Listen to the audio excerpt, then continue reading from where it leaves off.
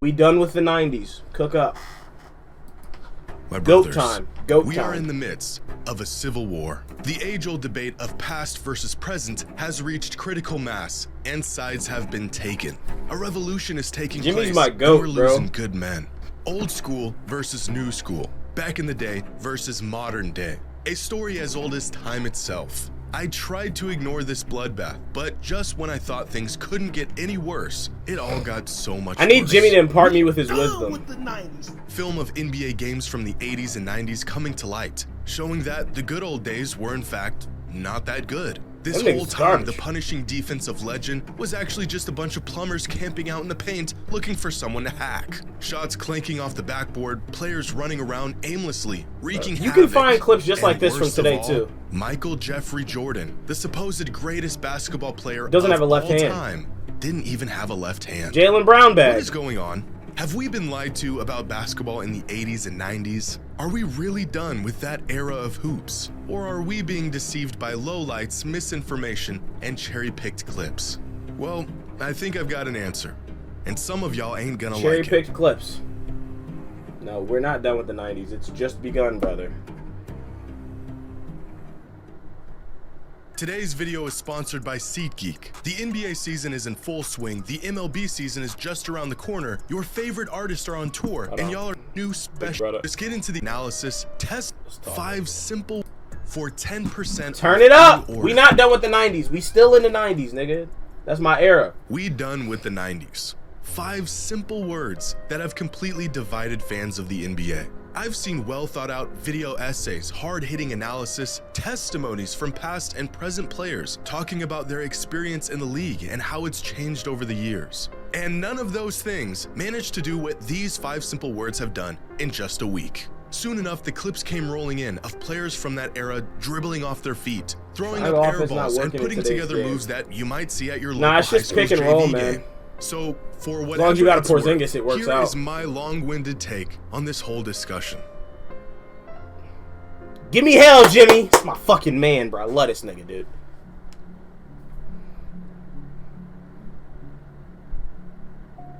We found the tapes. I want to begin by saying what this discourse has taught me more than anything else is that NBA fans today never actually took the time to go back and watch games of the past. Brothers, I have been harping on this for years, begging for fans of the game, whether you are new or have been watching for years, to just go back and watch full games. Not highlights, not clips, full-length games of eras from the past. And after seeing this discussion devolve into where it is today, it is clear to me that most people never take the time. I'm seeing countless fans have this sort of awakening as they're watching films of these old games. This nigga's so hard, bro. Look at how he edited this shit, bro. And it's finally being unearthed I'm glazing, for the nigga. world to see. It's been right here on YouTube for the past 15 years. You mean to tell me the same fans who chime in with a full-blown thesis on the GOAT debate never spared the time to even watch the games they were referring to? I guess that does explain a lot. Now, I'd like to think I'm somewhere in the middle. I've seen a lot of bronze footage, on multiple occasions that players in Wemby gonna be the GOAT. It don't matter. More skilled than players of the 90s past, finals. which has resulted in bigger stat lines and higher point totals than ever before. It's not the defense that has gotten worse, it's the offense that has gotten better. You know, that whole spiel. But I also have an appreciation for the greats that came before and how incredible some players. Clyde Drexler hard, but like I can't respect a nigga with that hairline. I almost feel like I'm hallucinating seeing this 90s basketball slander campaign unfold in front of my eyes. It feels like everyone's perception on the age-old debate changed literally overnight. I know that's not the case, but after seeing all of this play out, it sure feels that way. But today, I'm not just gonna show you some cherry-picked clips or unhinge this narrative even further. I'm gonna show you real film, real data. Muggsy Bogues would be Jalen Brunson in today's actually game. Be done with the 80s and 90s. And of course, if Michael Jordan really had no left hand. Spoiler, he did. Low glaze. Dan Issel. I've been an advocate for the modern players are better than players of the past movement for quite some time now. In fact, as crazy as it is for younger fans to say Michael Jordan was trash, Michael Jordan would be Jaylen Brown in today's NBA. More of a left hand than JB. Look, if I get my ring, I don't care what happens after that. Just get me my ring, Jaylen Brown, and I'm good, dude. Get me my fucking ring, dude.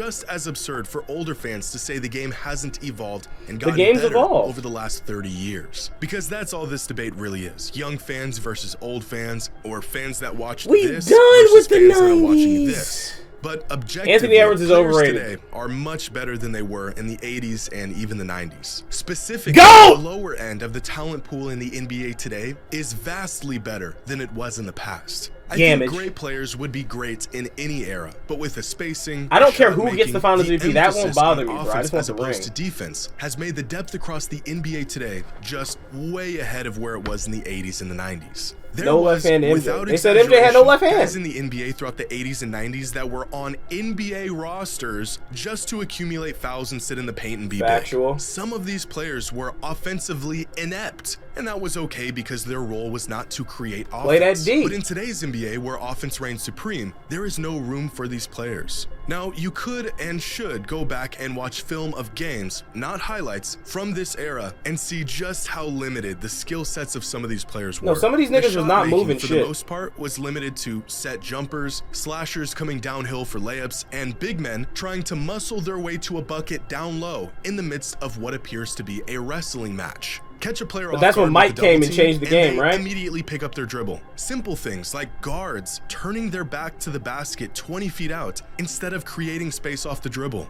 Even players looking down at modern the ball evolution, while trying to get out on a fast break was very common in this era. And these aren't lowlights or cherry-picked incidences. This is just what the game looked like 35 years ago. But even without film, nearly every metric suggests modern players are more capable. Y'all think I could have got a bucket in the 80s and 90s? Free throw percentage 80s, not 90s. 80s. Three-point percentage was worse. Turnover percentage I couldn't get a was bucket, higher. man. Not They on used the to shoot great more Mike. free throws, but Black still Jesus. ended up with far less points.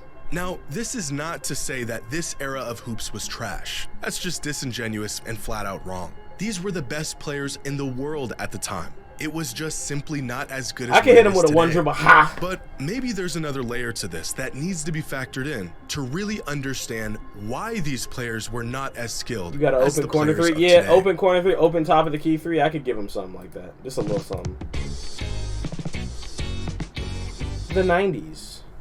Now, despite this being a very relevant topic for years, that dribble move gonna take out my whole lineage. Now, Look, despite this being a very relevant topic for Hell years, the idea of rule changes and how these changes have affected the game still remain a mystery to some. Players were a product of their era and the rules of their era. The first step to discovering greats of the past is to watch film of them play. The next step is to gather and understand the context of the film you are watching. When you see a 6'9" Magic Johnson go flying down the court with what looks like kind of a stiff dribble, you may think the man has no bag. But my friends, Magic Johnson did have a bag, but the rules in place at the time only allowed him to reach so far into it before he got called for every violation in the rule book. Different game. Consider the fact that any move where your hand wasn't completely on top of the basketball was considered a carry. No 0 steps, no gather steps. You get 2 steps, and anything more was called a travel. No backward shuffles to create separation. No lunging into players to draw easy fouls. These are just casual moves for today. Look at this shit though. Good Euro. Steps, look. No gather steps. 1, 2. You get 2 steps, leg. And anything more was called a travel. No backward shuffles to create separation. No lunging into players to draw easy fouls. Here's a clip of Danny Ainge hitting Kevin McHale with a hezzy in the mid-80s. And the man thinks he just witnessed witchcraft. But when practice sessions were completed, some of the most competitive competition began. Hezzy. You fumbled bad, what happened? Here's some more clips of players getting called for travels and carries, doing moves that are very typical and allowed in 2024. 90% of the moves you see today, the very method most players generate their offense, would be called for some sort of violation 40 or 30 or even 20 years ago. And this isn't just some cop-out or excuse as to why if you fumble, you just gotta get back on offense, score again. Documented pieces of NBA history. You can literally look them up. The game got looser, players grew up and shaped their game around these looser rules, and now they have free reign to let their basketball bag run wild. But see, look at Jimmy that's giving you kind of the niggas point. knowledge. Players of the past didn't grow up practicing 25-footers. They didn't work on a dozen moves to create separation. They played in offensive systems that focused on the team, the collective. We skills cooking, and sets bro. that resembled something closer to college basketball, where ISO back possessions were few and far in between. So they never developed an His name is arsenal to counter Westbrook. these situations. The family The name. rules of the time limited their game, which resulted in them having a more limited skill set than players today. If Larry Bird grew up with a three-point line, he might have been the greatest long-range shooter ever. Nah, no, But he Steph didn't. exists. And as a result, he didn't shoot a lot of threes, and he wasn't as efficient as the best shooters today. We can sit here and assume these players of the past might be as capable as players today if they were playing under the same rules. Look at that boy. Look at that goat. That's my goat on the right. And I don't think we should assume that. The fact is, they played in a different time, and they became a product of that time. But that's not to say the game was trash back then, or that the superstars of these eras couldn't compete in today's league.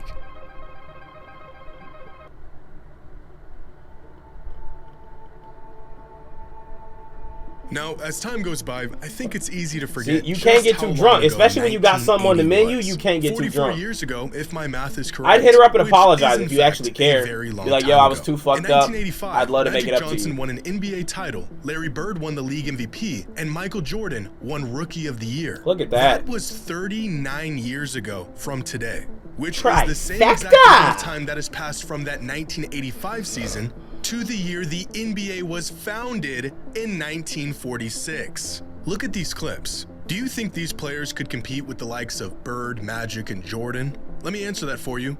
No. But take the best players of the 80s and 90s, and could they compete in today's league? Absolutely. Give these guys some credit. Watching this today is the equivalent of watching this in the 80s. And yet this product is vastly closer to the basketball we see today than this product was to what fans were witnessing in the 80s. In fact, we can use different superstars as sort of a cross-generational measuring stick to see just how stiff the competition has been. You just gotta wait till it provides another opportunity again. Who played Michael, who played Kobe, who played LeBron, who has played the players of today. And nowhere down this timeline was there any real jump or fall off in production or level of competition from one era to the next. Each era had their stars. Those stars crossed paths with stars of other eras, and no one era was clear-cut ahead of the other. If the 80s were so bad, then why did players of the 90s have to wait for those guys to get old and retire to have a shot at winning? And if the 90s were so bad, then why did players of the 2000s not win until those guys retired? We don't need to assume that adjacent eras could compete with one another because we actually saw it. MJ struggled with some of the guys that came before him. Shaq struggled against Hakeem, and Kobe struggled against MJ. LeBron struggled against guys like Duncan and Dirk. And players of today have struggled to get past some of the older players in the league who are a product of the previous Embiid era. on this list is just nasty, bro. He's a bum. 3 or 4 eras at a time, ignoring entire decades of evolution. Bron struggled with Pierce and KG. Had to go link up with Wade. Then he cracked them. But then once he cracked them, then Dirk cracked his muffin. You know what I'm saying? Shit happened. And now Tatum struggled with Steph. But now Tatum's finna crack open Anthony Edwards or whoever in the finals this year. And saying the game back then was better or even as good as it is today. At a certain point, the knowledge and wisdom that comes from actually witnessing decades of NBA history like some older fans have becomes skewed and watered down by nostalgia and a generational bias. Superstars are superstars because their game transcends the era they played in, but they also played in an inferior league. These two ideas are not mutually exclusive. And although generational talents of the past would do just fine today, this same logic does not apply to the vast majority of the league throughout the 80s and 90s. That nigga Barkley would be like a less athletic Zion. That nigga Barkley would go federal today. Weak ass cat. So if the 80s were inferior to today's league and the 90s were inferior as well, when did the NBA become not trash? Well, it depends on how you look at it. Ironically, I think there's a pretty clear distinction to the skill of players before Michael Jordan hit his peak and after. For example, the early 90s and late 90s, although being in the same decade, were massively different in play style and skill sets. That Tracy? Think for a second about the fact that Magic Johnson was still in his prime in the early 90s, and Allen Iverson was entering his prime in the late 90s. In less than 10 That's years, one of my legends basketball too. became a massively different game. By the late 90s, the players who grew up watching Jordan fly through the air and slice up defenses were in the league and were reshaping the... LeBron got locked down by 5'9" JJ Barea. That is a fact. That did happen. Real life, we saw it. We kept the files. Role that perimeter players played. Guys like Kobe Bryant, Allen Iverson, Ray Allen, Stephon Marbury, Grant Hill, Tracy McGrady, Vince Carter. All these guys came into the league around the same time and were products of what they saw MJ do throughout his career. Players with a skill set that Mike more laid the closely blueprint, resembles bro. what we see today He than laid it the did to the skill blueprint. sets of players of the 80s and even Pierce! early 90s. This is where I think most fans might make the distinction of when the league really took a leap, not in competitiveness, but rather play style. You can go back and watch these guys play, and it's not too different than watching an NBA game today. Or you can point to the shift in play style that happened in the late 2010s. After Steph Curry redefined what makes a great championship caliber player, and the league adjusted to this new three-point heavy perimeter focused style of basketball. Similar to Jordan, the kids who watched what Steph was doing in the mid-2010s emulated that style of play, tailored their games to it, and are now in the league doing things that only Steph could do a decade ago. So if we're done with the 80s and 90s, where can we look back and no longer apply this era tax on these players? I think most fans would agree that the turn of the century is where the modern era of hyper-skilled players began. This Paul Pierce clip is so cold. He was chatting shit and bopped his ass. Was not trash, and most players of this Curry is generation modern would do Mark just Price fine or in Paxson. today's All right, league. dude. But if that is the case, then modern NBA fans are holding a ticking time bomb, and they might not even know it. Oh God, that Wemby goat talk gonna get spicy, and I'm leading the propaganda. I'm pushing the narrative. Wim Daddy. When we are older and a new generation of NBA fans claim our favorite players, the guys we grew up watching, are not as good as the players of the future, what will you have to say? Right now, there is no one in the world who can shoot like Steph Curry. They gonna bring up that 2016 finals for and Steph. Eventually, there will be many players who can shoot like him. His records will fall, his percentages won't look as good through the lens of 2040, and although his legacy will be cemented, his actual game will be put into question. Spooky. And based on the arguments I'm hearing today on why past especially players once Tatum were get this trash, ring, we will have nothing to say that will change their minds. We know that Curry was the first to do what he's doing. He is a 40K pioneer never gonna of the fall? modern NBA. We have context to back up our claims. But if we aren't willing to hear older fans out today, what makes us think younger fans will hear us out in the future? Mark my words. I mean, history repeats itself. It's facts. It's when just gonna young happen fans again. will go back, watch film of LeBron, and say he couldn't compete with players of the future. In fact, it's already happening. Fans saying he has no bag. Younger players putting up bigger numbers than he ever did. Skill sets a bit deeper with Bron's bag is that weak ass. It's all fun Look and at the games ball, now put to it crack up. jokes about past eras. But our day will come too, and it ain't gonna be pretty. But Giannis could only run and dunk. Your era was trash. Y'all had a dude who couldn't get 2 feet off the ground running the whole league. You can scramble to pull up clips and show the numbers, but their minds will already be made up. This is why I think it is so important to have genuine, thought-out discourse about the game if you're truly a fan of it. But to all of the older fans out there, you kinda started this whole thing. For years, we heard y'all badmouth modern players, saying the league is soft, players today couldn't compete back then. Back in my day, Aaron nigga need to just stop complaining, bro. Just watch Wemby and Tatum run the league and just accept it, bro. It's over. Y'all never even gave modern Wemby and Tatum basketball finna run a the league. chance. Just have fun. Sure, a lot of fans never took the time to go back and watch the greats of the past. But let's be honest for a second. Older fans don't watch games today. They catch a stray clip on Facebook of LeBron flopping LeBron is like a flopper, an echo chamber of that's a fact. disgruntled old men. They just start firing away in the comments, agreeing with one Tatum another. not even close. Y'all All right, asked wait for till we get this ring, nigga. I've been watching the NBA since the mid-2000s. Kobe, D-Wade, McGrady, Iverson, Shaq, Nash. Pierce. Those were my guys. Fuck. But I can acknowledge those greats and say they were incredible while also acknowledging that that version of the NBA as a whole was not as refined or as good as it is today. It's literally just history, will I be bro. able to make that distinction Life's in gonna 20 progress. years when some In snot-nosed 2024, brat there's tells gonna me be my another glorious nigga king was trash? that's 7'2" I'm not so sure. point guard going crazy.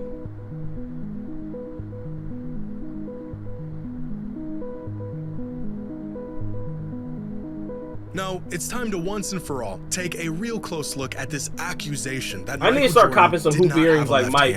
I felt like I was having a bad dream when I first saw this claim. But that nigga Jimmy loved Mike so much, he woke up in cold sweats when they said that nigga couldn't dribble. He's like, oh, Mike? That nigga Jimmy loved the shit out of some Mike, which, I mean, you know, salute. But he was fucked up about it when they said that about bro. You need to be bald for hoop earrings? I don't think that's the case. I think I could rock some hoops, bro. I ain't gonna lie. I think I could rock some hoop earrings, and I'd look pretty handsome doing it. Fortunately, I was not. I feel like I don't even really wear my earrings anymore. This is just calm low left hand comp. Hamza, watch. In an effort to stop this nonsense from spreading any further, look, I left have no hand choice but to take these accusations seriously. Left. So I selected 8 random games ranging from Michael Jordan's rookie season all the way up to the mid-90s, and play by play gathered all of his possessions throughout these games, charted when he went. I ain't gonna lie, Jimmy's crazy for that. To his right, when he went to his left, and what those possessions resulted in. And here is what I found. Jordan made a move with his left hand or his right hand 227 times. Of those 227 moves, 121 of them were with his right hand, good splits, and 106 good splits. of them were with his left hand. Of the Got 121 infected? right-handed moves, he passed up or got fouled on 54 of them, so I didn't bother charting those. 65 of these moves resulted in a shot, in which he made 63% of them and only turned the ball over 2 times. This is real nerd. This is real nerd shit, but I fucking love it, pass bro. Or him getting fouled 45 times, while 55 of these left-handed moves ended up in a shot, in which he made 51%. Okay, he's not as good left, and 6 but moves resulted in a turnover. Still good. So based on this data, Jordan was definitely more comfortable going right, especially near the rim and even on mid-range jumpers. You a nerd too. You're not wrong. In comparison, I could never plot all this data though. Of a left-handed dribble. But I could never plot all this Jordan data went about, to his bro. left 47% of the time, and although it was his weaker hand, he was still above league average even while going to his left. But 8 games and 350 minutes of Tone, shut the fuck up. He ain't proven nothing. If you're shooting 51, bro, if you only got 4 more turnovers and missed 3 more times, like, what are you talking about, nigga? Like, what?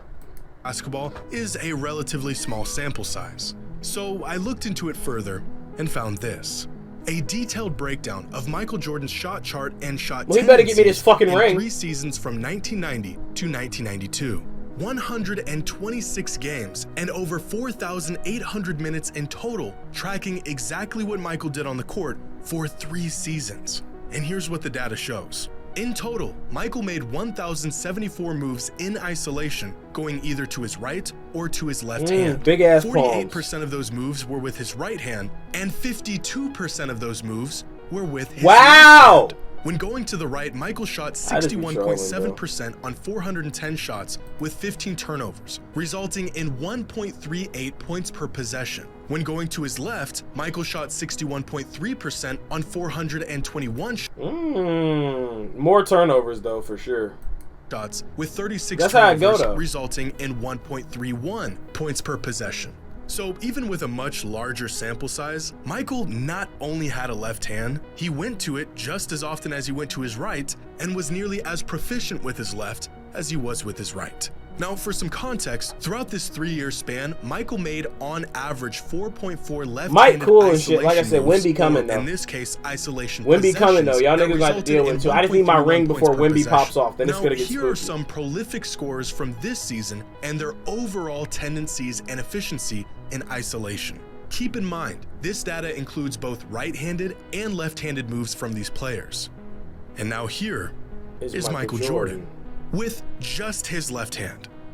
So, yeah, I'd say contrary to what has now become popular belief, Michael Jordan had a left hand. And I cannot believe we had to dig into the— Why Mickey at the bottom? Who's Mickey next? Is that Anthony Simons? They got Mickey next to Anthony Simons? data to come to this conclusion.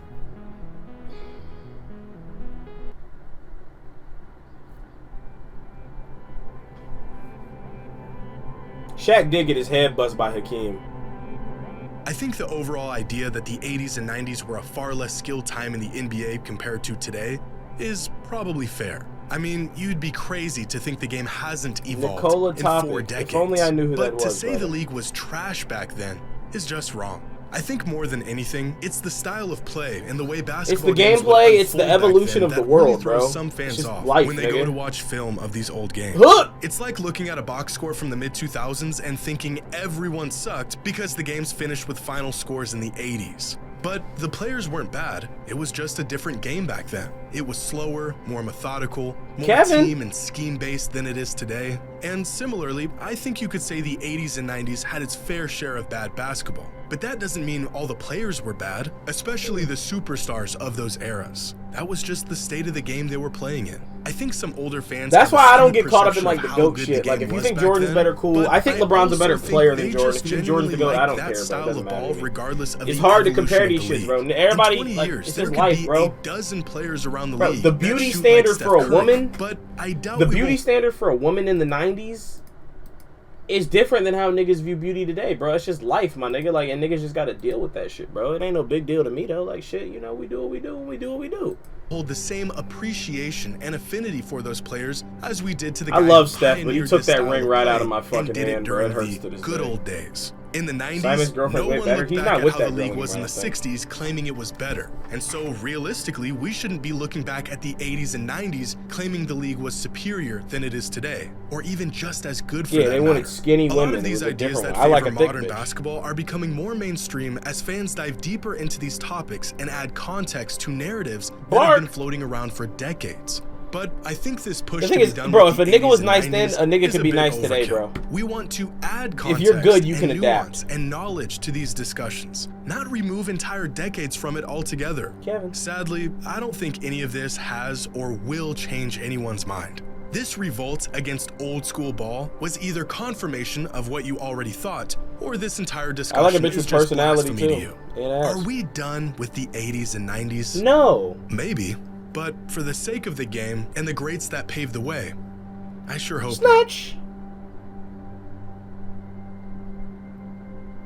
Big Jimmy. Y'all niggas can't fuck with Jimmy, bro. MJ was on no, nigga, LeBron is on steroids. LeBron is on steroids, my nigga. Come on, cut it out. You know it too. Hey, man, good video. Shout out Big Jimmy. Real nigga.